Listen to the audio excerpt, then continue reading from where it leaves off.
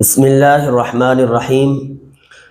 ناظرین، ہم پہلے بات کر چکے تھے کہ جناب رسول اللہ صلی اللہ علیہ وسلم نے جنگ بدر کے اندر کن صحابہ اکرام کو سب سے پہلے بھیجا۔ تین حضرات جا کر کے جنگ کر رہے تھے۔ آج ہم آپ کے سامنے رکھیں گے کہ اس کا اختتام کیسے ہوا اور اس میں ابو جہل کو کس طرح قتل کیا گیا اور امیہ بن خلف کو کس طرح قتل کیا گیا۔ امیہ بن خلف کے بارے میں تو پہلے بات ہو چکی ہے کہ اس کو حضرت سعد بن معاذ رضی اللہ تعالی عنہ نے وہیں پر مکہ کے اندر ہی بتا دیا تھا کہ تم جو ان سے مدینہ میں آ کر کے قتل ہو گئے، اور قسم اٹھا کر کے فرمایا تھا ان صحابی نے۔ امیہ بن خلف کو کیونکہ تیز گھوڑا دیا گیا اور یہ بڑا تیار تھا کہ جیسے ہی جنگ شروع ہوگی تو مجھے ذرا سا بھی خطرے کا اندیشہ ہوگا تو میں فوراً سے بھاگ جاؤں گا۔ خیر، ابو جہل نے اس موقع پر ایک تقریر کی جس کی وجہ سے ہر ایک جو ان سے دل کے اندر ہر ایک کے ولولہ پیدا ہوا لڑائی کا۔ تو امیہ بن خلف نے کہا کہ میں تو اتنا بڑا سردار ہوں، میں بھاگ گیا تو بدنامی ہوگی۔ چنانچہ یہ لڑتا رہا۔ جنگ کے میدان کے اندر حضرت بلال رضی اللہ تعالیٰ عنہ نے ان کو دیکھ لیا اور انصار کو مخاطب فرمایا اور سب کو بلایا۔ تو عبد الرحمن بن عوف یہ زمانے جاہلیت میں ان کے دوست رہے تھے، تو عبد الرحمن بن عوف رضی اللہ تعالیٰ عنہ آگے بڑھے اور امیہ بن خلف کو اور اس کے بیٹے کو پکڑا اور بھاگے۔ لیکن صحابہ اکرام نے حضرت بلال رضی اللہ تعالیٰ عنہ کی بات کو مانا اور آگے بڑھے، اور عبد الرحمن بن عوف امیہ بن خلف کو لٹا کر کے اس کے اوپر لیٹ گئے تاکہ کوئی اس کو قتل نہ کر سکے۔ لیکن پاؤں کی طرف سے انصار صحابہ اکرام نے امیہ بن خلف کو قتل کر دیا تھا۔ اس موقع پر حضرت عبد الرحمن بن عوف رضی اللہ تعالیٰ عنہ کے بھی پاؤں پر کافی سارے نشان رہے اور کافی عرصہ تک رہے۔ حضرت بلال رضی اللہ تعالیٰ عنہ کو فرمایا کرتے تھے کہ اللہ آپ پر رحم فرمائے، مجھ سے میری زیریں بھی چھین لی اور میں نے جن کو قیدی بنایا تھا وہ بھی آپ نے میرے ہاتھوں سے لے لیا۔ میں یہ سوچ رہا تھا کہ اس کو قیدی بنا کر کے لے کر جاؤں گا، ہو سکتا ہے اللہ اس کو ایمان کی دولت سے نواز دے۔ خیر، وہ قتل ہو گیا۔ عبد الرحمن بن عوف رضی اللہ تعالیٰ عنہ بھی تھوڑے سے زخمی ہوئے۔ عبد الرحمن بن عوف فرماتے ہیں کہ میں وہاں میدان میں موجود تھا تو میرے دائیں اور بائیں جو ان سے تھے دو نوجوان تھے، معاذ اور معوذ، اتنی عمر کے نہیں تھے۔ تو میں دل میں چاہتا تھا کاش میرے ساتھ بھی کوئی ایسے دو ساتھی ہوتے کہ طاقتور ہوتے، میں بھی جا کر لڑتا۔ لیکن میرے دائیں بائیں کم عمر نوجوان کھڑے ہیں تو میں کس طریقے سے لڑوں گا۔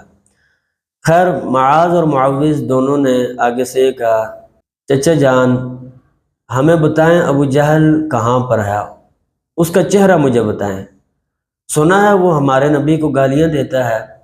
عبد الرحمن بن عوف رضی اللہ تعالیٰ عنہ فرمانے لگے، وہ تو سردار ہے، اس کے دائیں میں بڑے لوگ ہوں گے، یہ کیسی باتیں کر رہے ہیں، یہ کس طرح قتل کر سکتے ہیں۔ حضرت عبد الرحمن بن عوف فرماتے ہیں کہ میری نظر پڑ گئی میدان میں ابو جہل پر، وہ گھوڑے پر سوار تھا، تو میں نے یوں اشارہ کیا، انگلی کا یوں اشارہ کیا تھا کہ یہ دونوں نوجوان دوڑے اور ایک نے جا کر کے گھوڑے پر وار کیا اور ایک نے جا کر ابو جہل پر وار کیا اور شدید قسم کا زخمی کر دیا۔ اس میں حضرت معاذ رضی اللہ تعالیٰ عنہ کا جو بازو تھا وہ بازو بھی کٹ گیا تھا، صرف لٹکا ہوا تھا۔ یہ بھی پورا دن لڑتے رہے۔ شام کو جب انہیں تکلیف ہوئی تو انہوں نے اپنے پاؤں تلے دے کر کے اس کو الگ کر دیا۔ خیر، جب جنگ کا اختتام ہوا، جناب رسول اللہ صلی اللہ علیہ وسلم نے فرمایا کہ ابو جہل کا سر میرے سامنے لایا جائے۔ تو حضرت عبداللہ بن مسعود رضی اللہ تعالیٰ عنہ فرماتے ہیں کہ میں گیا اور میں نے جب لاشوں میں تلاش کیا تو ابو جہل وہاں پر پڑا ہوا تھا، ابھی مرا نہیں تھا بلکہ زندہ تھا۔ میں اس کے جا کر کے سینے پر بیٹھ گیا۔ ابو جہل نے آنکھیں کھولی اور کہا، تم بہت اونچی جگہ پر بیٹھے ہو۔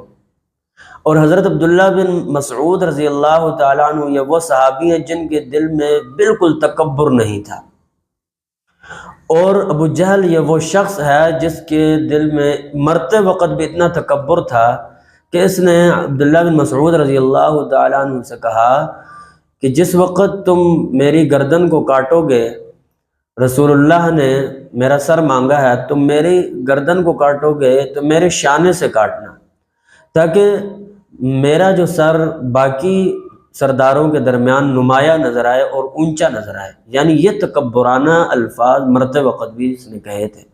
آپ صلی اللہ علیہ وسلم کے بارگاہ میں جب وہ سر لایا گیا تو آپ صلی اللہ علیہ وسلم نے فرمایا میرا اور میری امت کا یہ فرعون تھا۔